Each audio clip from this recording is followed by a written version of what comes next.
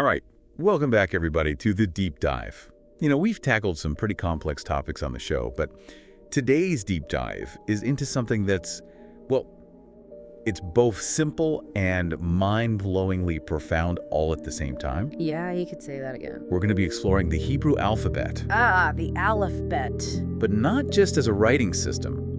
We're going deeper. Much deeper. Into the mystical realm of Jewish thought, specifically Kabbalah, where these 22 letters become so much more than just symbols on a page. They become a roadmap, a blueprint, a set of energetic vessels. Holding divine secrets. It's pretty incredible stuff, and I have to say, I'm really excited to unpack this with you today because I've been doing a lot of reading in preparation for this, and it's just fascinating how the Hebrew alphabet is viewed as this key to unlocking deeper levels of spiritual understanding. Yeah, and it's a key that's been used by mystics and scholars for centuries, to try and understand the nature of creation, the relationship between humanity and the divine. The very fabric of reality itself. Exactly. So let's dive right in. One of the most fundamental concepts we encounter in our sources is the idea that the order of the Hebrew alphabet is not arbitrary. Right. It's not just random. It actually tells a story. It's like a spiritual journey, a pilgrimage, beginning with Aleph and culminating in Tav. And that journey, it's often described as the soul's ascent towards truth. It's a process of moving from unity to separation and then back to unity again. So let's start at the very beginning with Aleph, the first letter. It's often described as silent, representing divine oneness, a kind of primordial unity before creation. And in that silence, there's a powerful message. It speaks to the idea that the deepest truths, they often lie beyond words. They're experienced, not explained. And Aleph is also associated with a particular kind of leadership, a leadership that's not about dominance or control, but rather about a deep inner connection to the divine. Right, it's about leading from a place of humility, of quiet strength. Okay, so we move from the silence of Aleph to Bet, the second letter. The first letter of the Torah, in fact. And it symbolizes creation, duality, the separation of the world into seemingly opposing forces. Light and darkness, good and evil, male and female. Right, and the letter Bet itself, the way it's written, it kind of visually represents this duality. It's open on one side and closed on the other three. Yeah, it's like a vessel, a container. Holding the potential for all that will come into being. And then we move to Gimel, which is often depicted as running towards Dalet. Gimel, the giver, Dalet, the receiver. This beautiful image of kindness in action, It's a constant exchange, this flow of giving and receiving, which is so essential to the spiritual life. Absolutely. You can't have one without the other. True generosity requires a willingness to receive, and true receptivity opens the door for us to give. And as we continue through the alphabet, each letter reveals another aspect of this spiritual journey. We have Hey, the divine breath, the power of words, the importance of focused intention. And Vav, connecting heaven and earth, bridging the spiritual and the material realms. And Zayin, acknowledging that struggle and challenge are actually integral parts of growth. It's not all sunshine and roses on this path, is it? No, not at all. Zayn reminds us that sometimes the most difficult experiences are the ones that refine us the most. They force us to dig deep, to find our inner strength.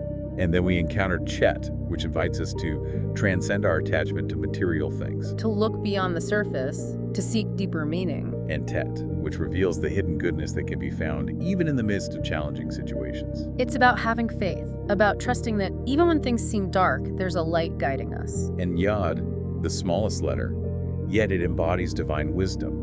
It's a reminder that even the smallest actions can have a ripple effect. Right. Every thought, every word, every deed carries potential. We then have Kaf, representing the power we have to shape our own destiny through our choices. And Lamed, which emphasizes the central importance of learning, of seeking knowledge and wisdom. And Mem, embodying the flowing nature of Torah wisdom, constantly expanding, constantly revealing new depths of meaning. It's like a river, always moving, always changing. As we progress through this middle section of the alphabet, with Lamed at its heart, we really see this emphasis on learning and refinement. It's a process of deepening our understanding, of purifying our intentions. And each letter plays its part. Nun, reminding us of the importance of humility. Samek, offering a sense of divine support and protection. Ayin, urging us to look beyond surface appearances. To see with the eyes of the soul, not just the physical eyes. And then we move into the final section of the alphabet, which culminates in Tav, the seal of truth, the completion of the journey. But before we reach Tav, we have a few more powerful letters to encounter. Right, Pe, representing the creative and potentially destructive power of speech. It's a reminder that our words have weight. They can build up or tear down. And Sadi, emphasizing that true righteousness is rooted in humility and recognizing that we're not the source of goodness, but rather vessels for it. And Kos, challenging us to overcome our materialistic impulses and strive for a higher level of holiness. To detach from the ego's desires and align ourselves with the divine will. And then Resh, symbolizing renewal, new beginnings, the cyclical nature of life and death and rebirth. It's the understanding that endings are not final, they're opportunities for transformation. And finally Shin, embodying the transformative power of divine energy, the fire that burns away impurities and reveals our true essence. It's the passion for truth, the unwavering commitment to seeking the divine. And then, at last, we reach Tav, the final letter. It represents completion, wholeness, the realization of truth. It's the culmination of the journey, the return to unity, the merging with the divine. It's really incredible to consider the entire Hebrew alphabet as this elaborate roadmap for spiritual evolution. It's a journey that we all undertake, whether we're conscious of it or not. And each letter is like a guidepost along the way, offering insights and challenges that help us to grow and evolve. Exactly. And it's not a linear journey. You know, there are twists and turns, ups and downs. We might revisit certain letters multiple times throughout our lives, gaining a deeper understanding each time. So it's not just about intellectually understanding the meanings of these letters. It's about embodying them, integrating them into our lives. Right. It's about living the alphabet, not just reading it. Now, another fascinating aspect of the Hebrew alphabet that we need to explore is the idea that each letter is not just a symbol, it's actually a vessel for divine energy. It's like a container, holding a specific frequency, a particular quality of the divine. And by engaging with these letters through meditation, contemplation, even just by writing them, we can tap into these energies. It's a way to connect with the divine, to access deeper levels of wisdom. And this brings us to one of the most intriguing aspects of the Hebrew language, the relationship between the consonants and the vowels. Yes, this is where things get really interesting. So for those who aren't familiar, Hebrew was originally written without vowels. It was just consonants. Right, and the vowels were understood, implied. And this is not just a linguistic quirk. It actually has profound spiritual implications. Absolutely. The consonants, they're like the framework, the structure, the potential for meaning, but on their own, they're silent. They need the vowels to bring them to life, to give them sound and expression. And the vowels, they're often likened to the divine breath, the ruach, the animating force that infuses the world with life and consciousness. So you have this beautiful analogy.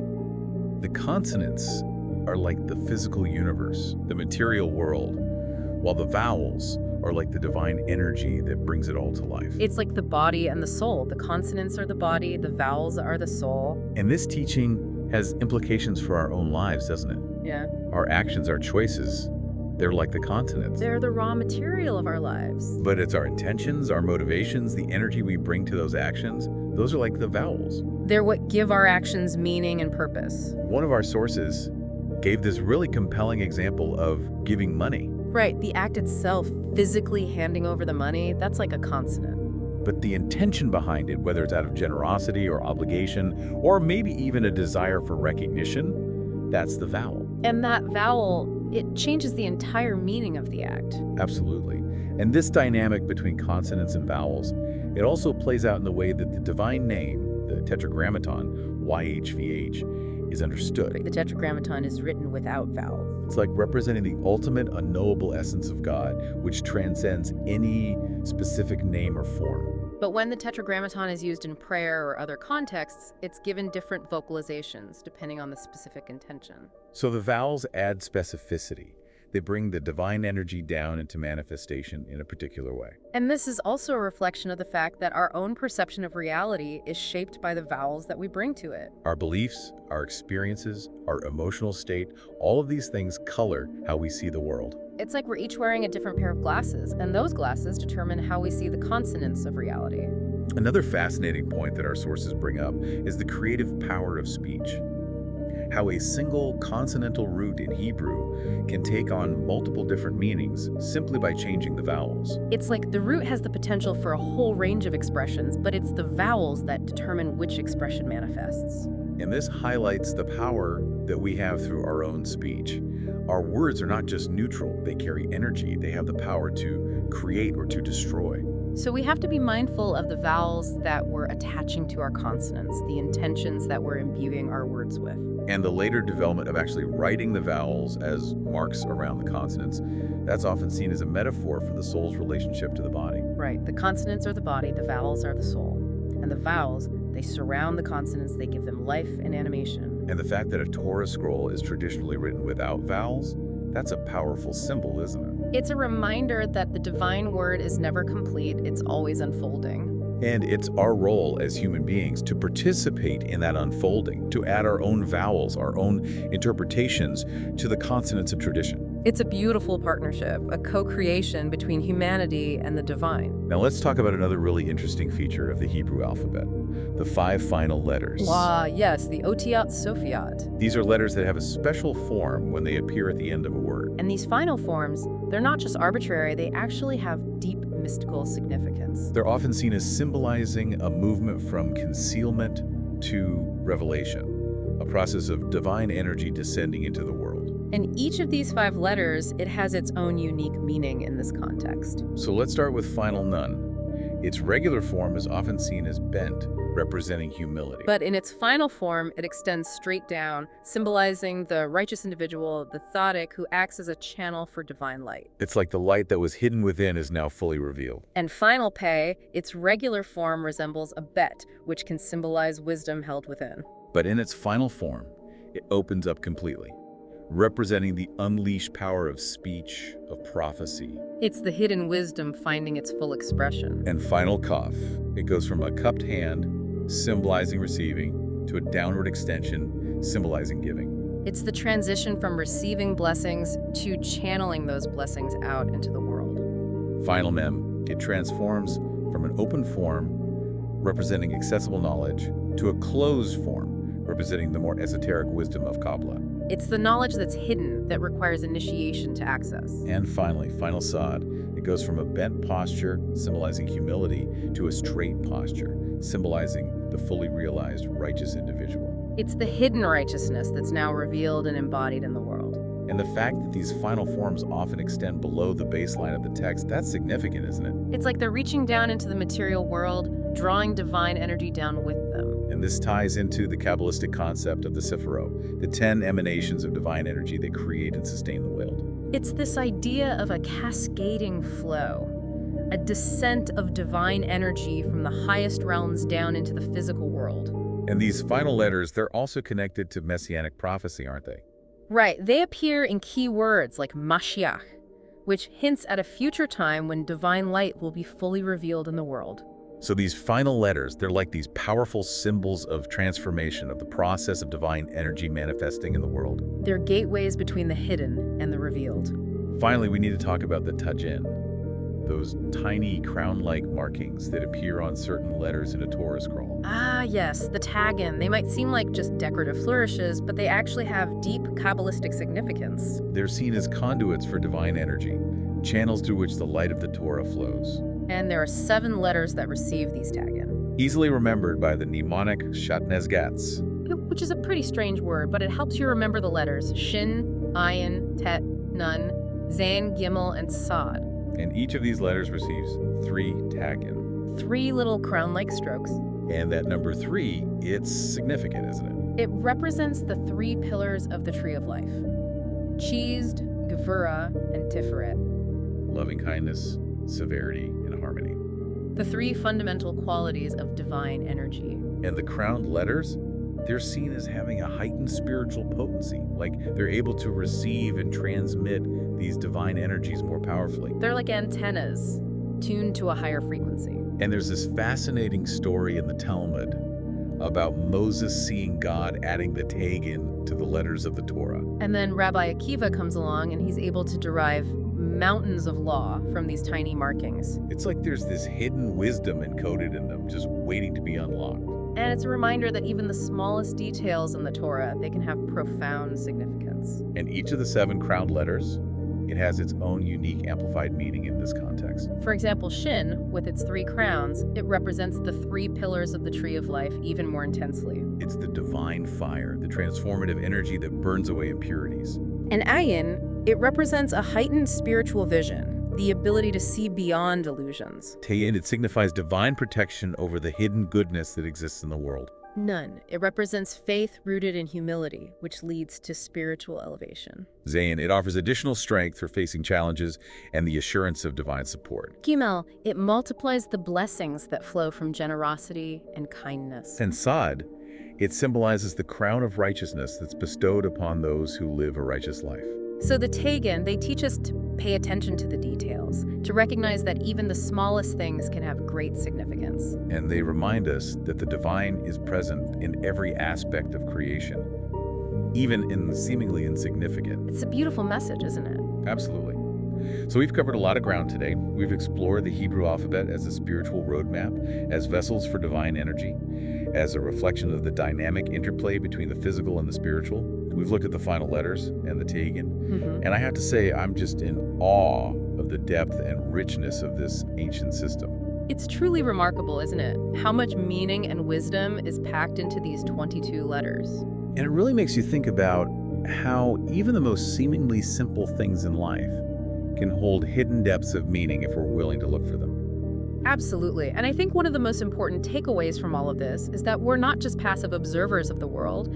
We have the power to participate in the unfolding of creation, to add our own vowels to the consonants of existence. That's a really empowering thought, isn't it? Yeah. That we're not just cogs in a machine, but co-creators with the divine. Exactly. And as we go about our lives, it's worth asking ourselves, what vowels are we bringing to the consonants of our experiences? What intentions, what energy, what spirit are we infusing into our actions? Because ultimately, those vowels will determine the kind of world we create, both for ourselves and for those around us. So let's choose our vowels wisely. Absolutely. Well, on that note, we'll wrap up this deep dive. As always, a huge thank you to you, the listener, for joining us on this journey of exploration.